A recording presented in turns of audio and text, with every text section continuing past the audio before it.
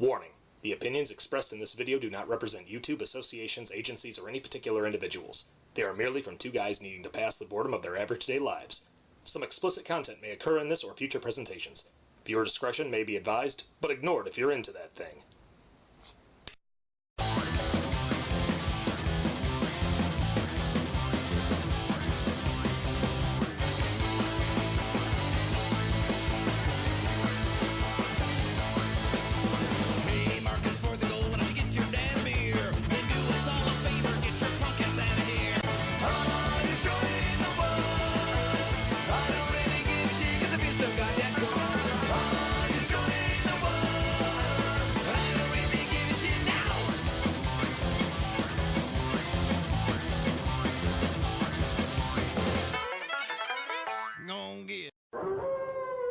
What's going on, guys? It's the Wild Wolf Show. I'm the Big Bad Wolf Benny. I'm Wild Man Wes. And today's a very, very special episode. It is going to be our first movie review of an animated movie, and we couldn't think of anything better than The Iron Giant. Oh yeah, I mean, well, there's a lot of other animated films we could have done, but it's just... We're trying to stay away from Disney, because Disney, we feel, has that market cornered. So... Yeah, we thought a Warner Brothers one would be kind of... Iron Giant's one of my personal favorites. Yeah, I mean, so it's such a good movie. So anyway, we'll give you a quick synopsis of the movie. It's set in the 50s during the Cold War, so communism's a big thing. A robot comes to Earth from Mars, or that's what we're led to believe. It's at least Mars, so they don't really say. But they kind of, later on in the movie, when he's like transforming into a weapon, you kind of see like the Martians from, like, you know, War of the Worlds, versus where they got things like from. that, and like The Day the Earth Stood Still. So you kind of get like Plan 9 from Outer Space. So you get the idea it's supposed to be from Mars. So anyway, when he crash lands, he damages his head, and he forgets his programming. So he's found by a young boy named Hogarth. Now Hogarth lives in a small town. He's very intelligent, so like the other kids kind of pick on him. He's kind of a loner. Yeah, but I mean, even in like the 1950s. Yeah, any kid that was considered smart, or, you know... You were a square. Yeah, you were square, you were, you know... Yeah, I could think of any other name, but, you know, we're not bullying here, no. No. So anyway, so Hogarth one night hears a disturbance outside, so you see him gearing up, and he goes out to investigate. He finds the robot, and it's kind of chomping on some metal by like an electrical plant. Gets electrocuted, and he kind of saves the robot's life. So he goes home, the robot happens to follow him home, he's trying to hide the robot. All along the time he's teaching the robot how to be a good person. And one way how he does that is, he takes him out to the barn, and he shows him a couple different comics, and one of them happening to be one of this guy's favorite comic book characters of all time, Superman. There is another one, Atomo, isn't it? Atomo is like some sort of... giant robot. Yeah. So of course the giant looks at that and it's says, supposed to be, but he's like, no. Because it's a bad guy. He's like, no, you're villain. a good guy. You're like Superman. So... Anyway, at this time, an FBI agent by the name of Kent Mansley comes to town trying to investigate, because people have seen him, the giant robot. Yeah, he's pretty much a and, well, you're led to believe he's a hard but he's one of just... At the time, you know, communism was a big thing. McCarthyism was a big thing where they wanted to, you know, try to find all the Reds in America, all the communists, and get them out. If you had any type of speculation that somebody was a communist back then, you were blacklisted from anything, like entertainment-wise. I mean, even Charlie Chaplin, of all people, was one of the main, you know, blacklisted back, you know, around that time. So it's basically this century's version of a witch hunt. That's really all it was. So anyway, now getting back to the story, Mansley can't find him. There's another guy who runs a scrapyard named Dean, who kind of, Hogarth and him kind of get along. Hogarth doesn't have a dad, and Dean's kind of like that mellow hippie guy at the time. Yeah, much like a beatnik. And, you know, somebody that would sit around a coffee shop, listen to watch Lenny Bruce type person. He gets Hogarth. So him and Hogarth form kind of like a bond, and the giant and him, they're all friends. You know, they're doing stuff. And then there's a couple little scenes in there where you can kind of see how the giant's emotions are coming into spectrum. Like there's a scene where a deer gets shot, and he doesn't understand what death is. But you see him start to react to the gun when he sees it, but Hogarth kind of brings him back, so you don't know what's happening. So he kind of it's actually a very good movie for a kids movie, because it teaches you about life and death. Because a child doesn't know what death is. No. So this is a perfect scene right here to show you what death is. And I'm going to interject on that too. I mean, you say it's a good kids movie. Not just that, I think it's a good family movie. It really is. Because it's one of those movies where a kid can actually ask their parents questions about, you know, certain events that are going on in this, about life and death, or even some of the humor that's in this movie where it's not so much like Disney safe or whatnot. I mean, like I said earlier, this movie was done by Warner Brothers, who also was in charge of doing the cartoons of like Looney Tunes, like Merry Melodies with Chuck Jones, where they pushed the barriers a little bit, where they knew that just your typical little, oh, ha, that's really cute, innocent humor. No, sometimes you have to do a little toilet humor in these movies just to get the point across, where the adults can enjoy the movie as well and not just the kids. So it's a very good movie. Definitely check it out. So anyway, now you know the army comes because Mansley calls him because he thinks he's got the giant cornered.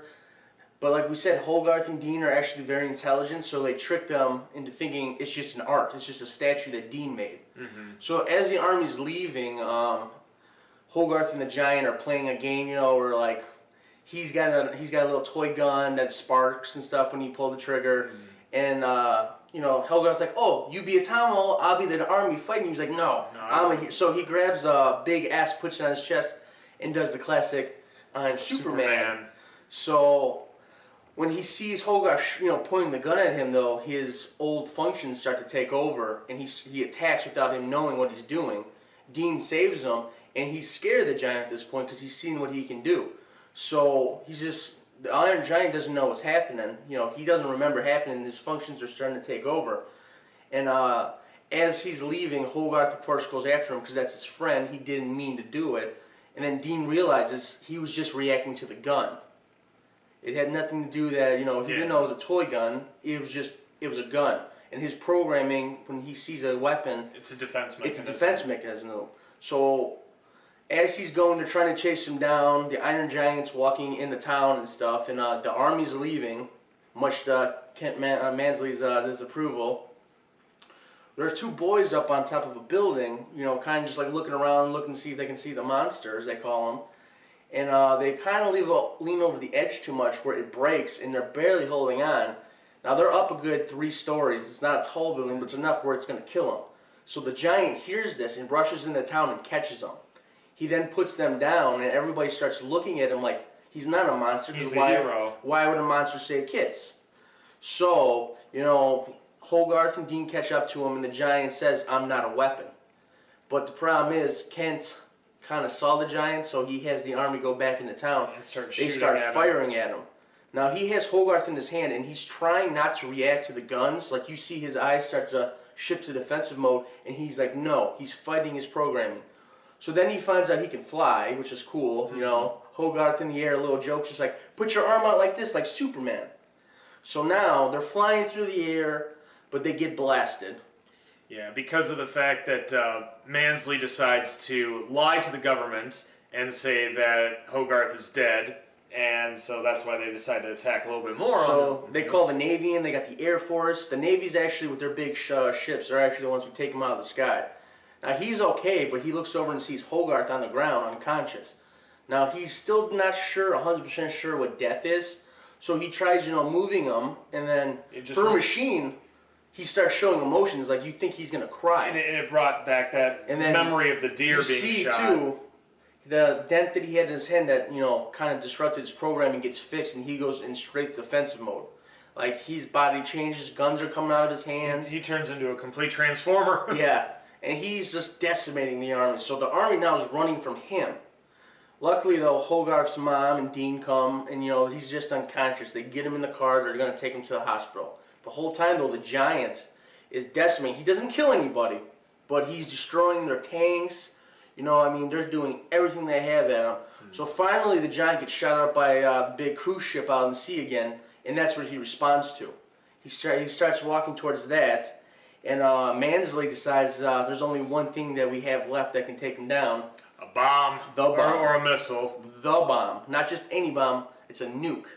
Mind you, too, again, in the 50s, we had the whole Cold War going on where we just started making nuclear weapons and stockpiling them, which, again, not the smartest idea for us, but We did what we had to do to survive. So Yeah.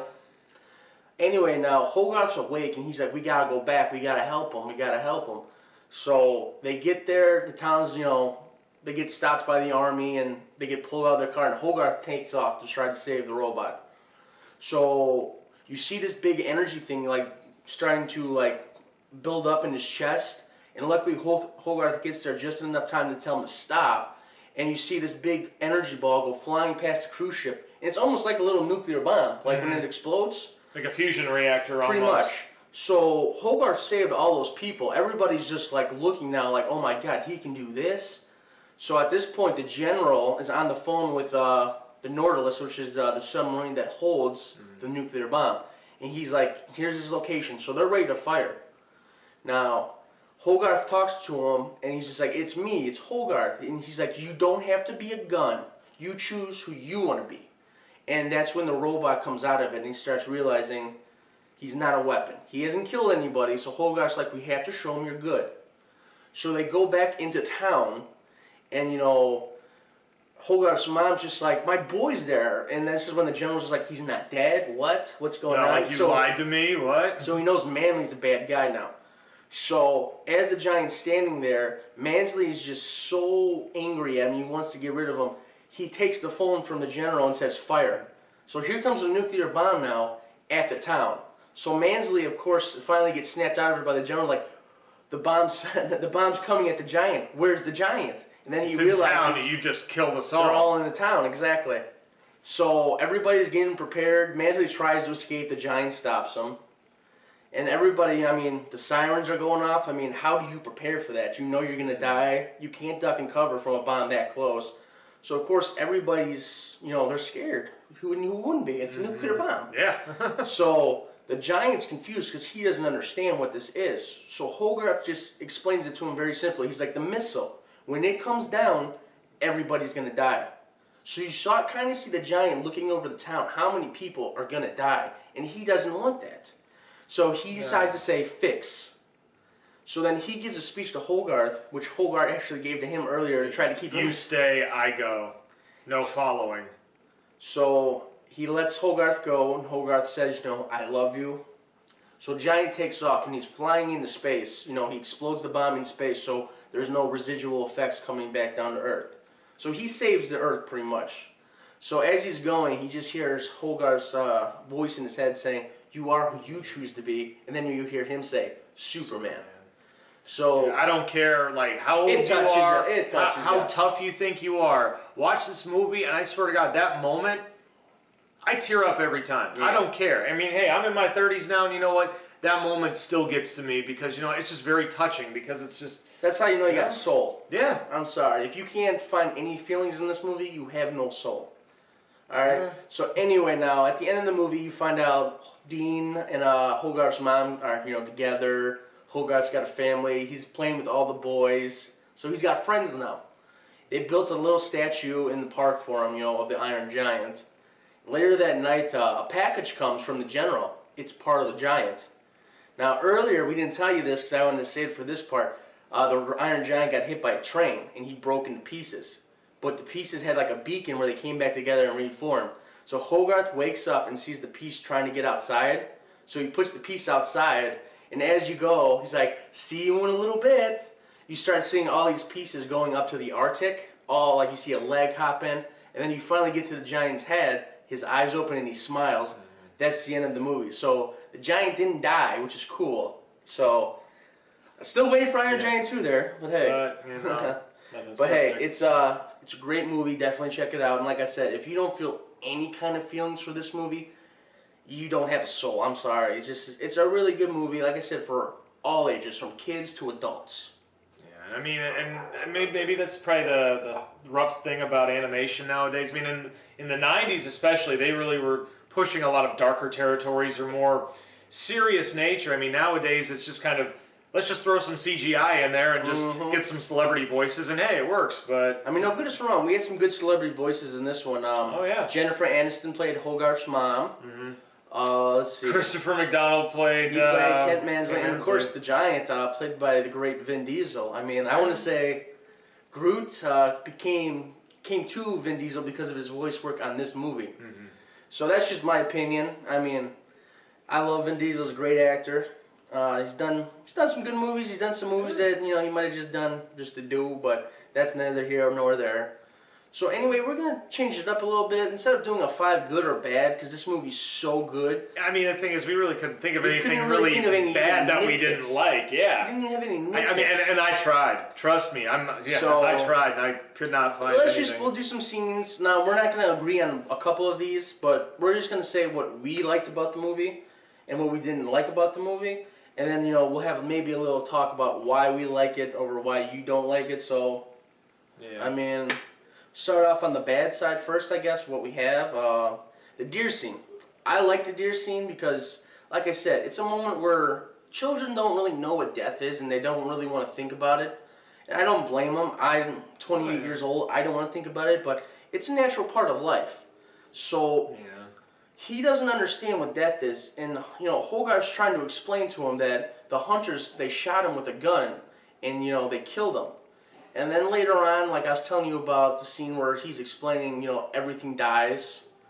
And he basically kind of tells you, he's just like, well, you have, the giant asks, I die? And Hogarth doesn't know. He legitimately doesn't know. So he tells him, he's just like, well, you have feelings and you think about stuff, which means you have a soul. And then he says, his mom told him that a soul is something every good person has. And a soul never dies. And souls don't die. So the giant thinks about that. And then he goes on to tell him that, it's not bad to die, it's bad to kill. So there's a difference. Yeah. So that's a very good point in the movie. You know? I mean, like, when I looked at that scene, I kind of put it in the bad listing. Not because I didn't like the scene, it was just, I don't know what it was. It was just something about it where the Iron Giant has just this great moment where the interaction with the deer. He leans his finger in and nuzzles it a little bit. And the deer, I get what you're saying, because the deer's not afraid of him. The deer doesn't know what he is. So he kind of looks at him like an innocent, so I get you. And then when the deer gets shot, I think the reason why I might have put it on the bad list is because maybe it was too reminiscent of Bambi. I don't know. I don't know what it was about it. It just made me kind of go, or it was kind of a deflation of a good emotion for a moment. I mean, I get what you're saying. I get it. You feel so good about something for a moment, and then all of a sudden, bam, blindsided. I think that's why it's a good scene, because that's pretty much how life is. Well, everything could be going good, and then just 1 second, something can change. Yeah, that's true. So that's actually a very good scene now that we just realized, because why? It's just like life. Yeah. So there you go. So anyway, let's move on to something else. What else do we have on here? Oh, Kent Mansley. Great villain, because he thought he was a good guy the whole time. I mean, he's kind of the stereotypical 1950s agent that's just looking for people to get in trouble. I mean, it's very reminiscent of kind of like J. Edgar Hoover when, starting the whole FBI. And this is going to sound kind of funny about the whole controversy of the possibility of J. Edgar Hoover being a cross-dresser. If you watch the film long enough, you happen to notice something about Kent Mansley. I have to ask, why are his cheeks rosy throughout the entire film? So, it's either he's using a lot of makeup or that guy's drunk off his butt. He might be both. Yeah, maybe. So, anyway... Yeah, we didn't like him. I mean, there's one scene where he's interrogating Hogarth, trying to get information on the robot, and it borders on child abuse. Yeah, I mean, he grabs him by the face. I mean, he chloroforms him. He does. So, I mean, it goes to the point where, again, too much power for one person. Yeah, and I mean, and maybe that could be the situation of, like, back then. I mean, with generations, adults physically lashing out at kids, it was a little more acceptable back then. I mean, nowadays, when I was a kid in the 80s, man, you get in trouble was 15 minutes in your room. Yeah. Nowadays, that's 15 years in prison. Yeah. So, I mean, things have changed over the last few decades. Just my personal opinion, I mean, there's a difference between disciplining your child and being the of your child. Yeah. But it really is. I mean, apart from that, I'm just saying, just this in general, what bothered me about it was we knew that there were going to be some dark moments in this film where the bad guys were going to be over the top, just rotten. Really? But this was really the only bad guy. The rest of the army. This one was a little excessive for me. I'll admit it. Yeah. As a kid, I even was just like, what? How can he do that to a kid? Yeah. I mean, like I said, Really, the only real different generations. Yeah, the only real villain in this movie is really Mansley, because the rest of the army is just kind of, following orders. The Giant at this point was being defensive, so they were, again, though they did provoke him, but at the same time, like, even the general wasn't going to set the bomb off. Mansley did. Yeah. So really, who's the real monster? The Giant didn't kill anybody. If it wasn't for the Giant, Mansley would have killed the whole town. Yeah. Plus, all the residual effects. The only other monsters were the two hunters killing the deer. But that's neither here nor there. And again, hunting's not a bad thing, but were they hunting for food or were they hunting for sport? Because there's a difference. You hunt for sport, I'm sorry, you're a bad guy. I'm sorry. And I mean, we kind of touched on a couple other things during the summary. If you're wondering why we're trying to tame our language down for this episode, it's an animated movie. This guy's got a nephew that we're trying to get to watch an episode, so I'm trying to watch my mouth really much. And but we can bleep out your little your little the one. Trust me, it's hard for me not to swear. So Isaiah, buddy, this is for you. Yeah. All right, we're gonna kind of move on to some things we liked. I mean, because obviously with some of the things that we talked about we didn't like, we also kind of mentioned during the summary of the film. The one thing that I'm going to start off with on the good spot on the Iron Giant was the fact, like, even with him swearing a little bit, Warner Brothers, they were not afraid to push the limit of a family film. I mean, they actually swore in this. I mean, like the general, dropped a couple, GD bombs in there at one point. Even, Kent Mansley even said, "Screw the town" or "Screw the government." It was just kind of like, whoa. But, so I mean, we can get away with that. We can get away with that. But yeah, so I mean, that's what I liked about it not being a Disney movie, because Disney movies kind of, they want to kind of stay that PG. And not just that, but I mean, even some of the jokes. I mean, there is some toilet humor, literally. Hogarth is on the toilet and his mom walks in. It was more of a distraction. Or even when the Iron Giant's hand is flipping the toilet paper all over the place. The one that gets me is the squirrel scene at the beginning of the movie. Hogarth has a little squirrel in the box. And again, like we said, he's a lonely kid, so he tries to find pets. He's just like, "Mom, I found this little squirrel." And she's like, no, we're not keeping it. Squirrel gets out, goes up Dean's leg. He's just like, it's going, he makes a little tongue-in-cheek thing about, it's going up north. Yeah.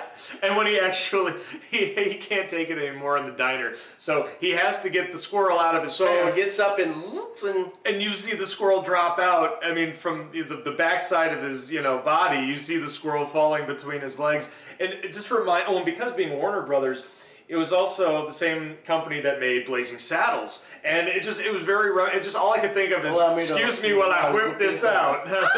Yeah, pretty much. So it was a cool scene. Like I said, it wasn't afraid to be adult in a kids movie, and that's what we liked about it. Yeah, that's what we liked. About another thing that we were talking about, what we liked, some of the historical accuracy. Now, granted, a lot of movies, when they want to have kind of a historical standpoint, depending on the decade, this one, good for the most part. I mean, they made a lot of nods to certain moments during the 1950s, like some of Hogarth's comic books. One of them had to deal with kind of like the Red Scare. It's like Dean's workshop. Yeah. He's kind of this coffee junkie. Not junkie, but he's like a beatnik. Yeah. And in one spot in his little workshop, he actually has a poster of Jack Kerouac. Yeah. Which big at the time of art and all that situation. Another nice little nod to it is when Hogarth's in school, they're watching a movie about, if the bomb goes off, like the duck. A lot of PSAs, and we mentioned that a little bit in one of our earlier episodes of like Bert the Turtle. That just kind of shows you the time period. Cause, I mean,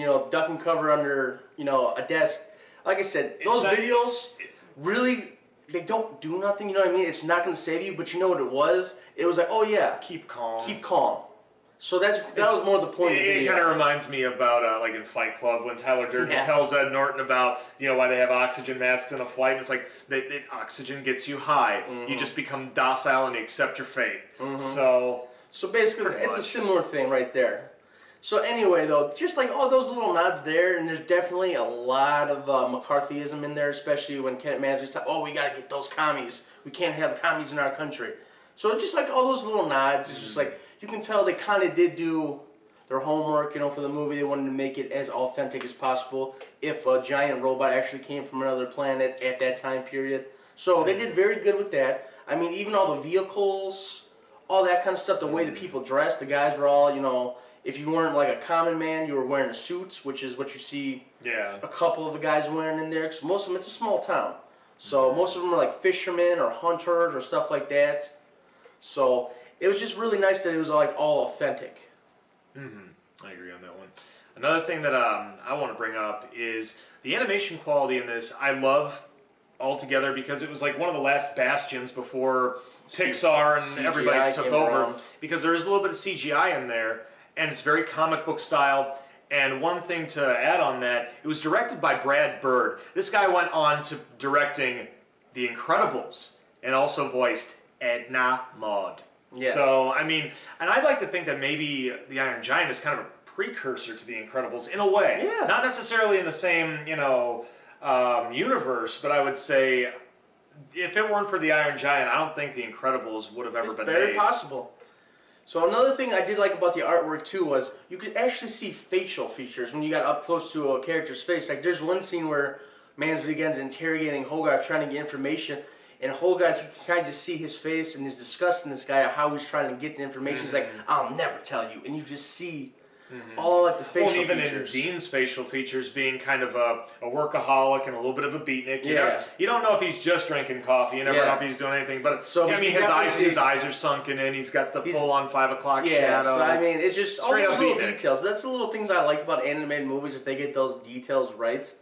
Because, I mean, that just shows you how much time and effort they put into the movie to draw that. And I can't remember right off the bat, but I mean, the animation quality on that through Warner Brothers, I can't remember if Warner Brothers also did Atlantis or El Dorado or Titan AE, I think the name of the movie. Titan AE, I think they did do. Okay, because I they was say El Dorado was done by Disney, and so was Atlantis. Because a lot of that animation style is very similar. Like, Oh, yeah. I mean, And you know what it was? It was probably just the style at the time that looked really good before True. CGI came. there was a lot of hard angles on like facial features, like a chin, like a lot of narrow chins. Like Mansley had a very, Like- defining chin. So anyway, Not as defining as Bruce Campbell's, but no, we'll get into that's that impossible. in Shocktoberfest. All right, what else we got on here? Oh, the comic book scene. We touched upon that a little bit. And at the time, comic books, they really didn't get really big till 1939 with the first Superman comic book. That's when like comics got really big with superheroes. Comics have been around for a long, long time. They did westerns, they did horror comics, stuff like that. But like when they really got big, it was with the superhero boom, and Superman was our first one in 1939. Yeah. So anyway, we kind of see the comics at the time where they were all about. It wasn't about like magic or supernatural stuff. It was science-based, because at that time, they were making leaps and strides in, the science field, in a lot of different fields. And I think the whole story of the Iron Giant, when we were mentioned earlier about Brad Bird directing this, this was right up his alley. Oh, yeah. I didn't look to double check to see if he wrote the story or not, but I could always backtrack on that. But still, the fact that he directed it just goes to show how much of a comic book, aficionado that he really is. And a lot of those comic books, too, were actually real comics that he's shown them. I know the Atomical one, the one with the big robot that Iron Giant thought he was actually based on a real one. And then you have the Superman one, too. I want to say, if I remember, it was Superman 157, I think. I can't remember. But I think that's what it was. That number's popping out to me for some reason. So, it was just cool. It was a little nod. And like I said, it was a good way to show the Giant that, you don't have to be bad. You can be good. So, what better way to do it than with probably the greatest superhero, or at least the first superhero of all time. So, I mean, it was just a cool little scene. Like I said, me being a comic book nerd, love it. So it was kind of cool that that's how they used. Yeah, I enjoyed it. Oh, yeah. Let's see, I'll do voice acting real quick. All right, yeah, go for it. So another thing that we liked, we had tapped on a little bit earlier, was the voice casting.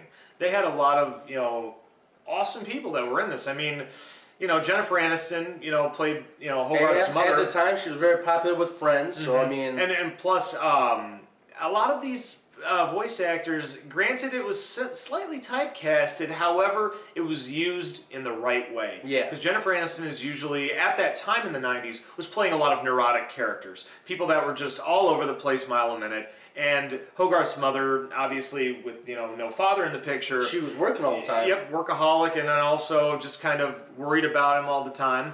And well, yeah, I mean, she was a waitress at a restaurant. Their house was a bed and breakfast. So I mean, Jennifer Aniston played a waitress at a coffee house on Friends. Yeah, I didn't even think of that. But So anyway, so just the casting was perfect. I mean, with that. Dean was voiced by Harry Connick Jr. Yeah. Musician beatnik type, you know, very laid back and just trying to see the world for what it is. I mean, Christopher McDonald always plays a jerk. Always you know. plays a bully. I mean, Shooter McGavin. No. So again, that's like the ultimate jerk, I think. Yeah, he really is. So anyway, and then like I said, you know, Vin Diesel, big guy. Everybody's seen him. Everybody knows what he looks like. He's big, swole guy. He's got muscles. I think that was one of his first movies that he was in. That was one of his first. He had this one movie that he actually wrote, produced, and directed and starred in. I can't remember what it's called. I'm sorry, Vin. It's a great movie though, where he's kind of like a drug dealer trying to get up in the world. So, but I mean, for this, I mean, it was just I know this is like his first. This is probably his first big break. Yeah, like and probably his first animated film for that matter. And I mean, like I said, I'm not saying this movie helped him get the role of Groot, but I'm sure it didn't hurt. Yeah. Other than that, there's one other little thing that I liked. I'm a big fan of Easter eggs and little hidden moments. I mean, Disney has their moments. There's always something. There's either another character like Mickey, Donald, or Goofy, the original cast member, somewhere hidden in the movie, or you get the Mickey Mouse head somewhere. But there's a specific moment when Hogarth first hears the noise of the giant outside, and before he goes to investigate, he starts gearing up. He gets his BB gun and puts a vest on, and then he gets his dad's army helmet. And as he's getting ready, he opens up one of his drawers in his dresser. If you look closely, there's a little figure of Bugs Bunny in there. So Warner Brothers. Yeah, when I saw it, I mean, I've watched this movie tons and tons of times, and I never noticed that up until last night when I watched it again. I'm like, ah! Yeah, so that's that little nod. I mean, it's basically, Bugs Bunny's the poster boy. I mean, I even dare say I like him better than Mickey Mouse. Sorry, Disney fans, but Bugs Bunny's just got that cooler attitude. Always laid back. Love it. Yep. Well, so guys, this is our review on it. Like I said, if you guys liked it, give us a like, share it, comment, subscribe, all that good stuff. And like I said, Isaiah, buddy, this one's for you. I tried to tame my language as much as I could. It's all right. And apart from that, I'd like to kind of dedicate this episode, even though she wasn't in this film, she was one of the greatest voice actors in the world today. We had just found out today that June Foray had passed away at the age of 99. She was Granny on Looney Tunes. She was the original Rocky and Rocky and Bullwinkle. She lived a great life. She 99. She worked with everybody. She worked with Chuck Jones. She worked with Disney, I think, once or twice maybe. She worked with Hanna-Barbera. She worked with every major cartoon studio used her at least once, I want to say. Yeah. At least once. But Warner Brothers definitely had her contract. They had her contract for a long, long time. I mean, ever since the 50s. I mean, one of the characters I think that everybody will always remember her as, besides Granny, is Cindy Lou in the original How the Grinch Stole Christmas back in 1965. So that just goes to show you, 2017 has been very brutal to us this year, taking all these greats. Yeah. Like, I understand. She was 99, But still, it's just sad. It's sad. We do. I mean, it's sad when anybody dies. We grew up watching her, do her thing for years. It's sad when anybody dies, guys, but when you lose somebody that's like, you've never met and they touch your life so much, just by doing voices. Yeah. Yeah. Like, she was definitely the female version of Mel Blanc. Yeah. She really was. So if you guys don't know who Mel Blanc is, watch any of the Looney Tunes, the original ones, and he basically did every single voice. Yep. So that's who Mel Blanc is. Man of 1,000 voices. Yep. So anyway, guys, we're going to cut this episode off. Thanks for watching. Hope you guys keep coming back. Stay tuned. We're actually going to do we're going to do a teaser trailer for the next episode. Yep, so watch after the credits. Until then, I'm Wildman Wes. And I'm the Big Bad Wolf Benny. And we'll see you next time on The Wild Wolf Show.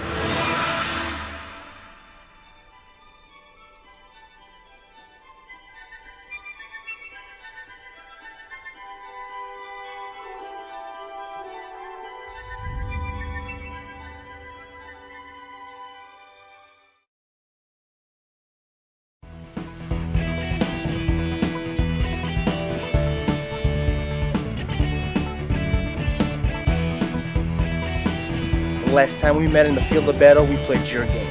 This time, it's my turn. Be that as it may, Benny, I'm gonna put your name to the test.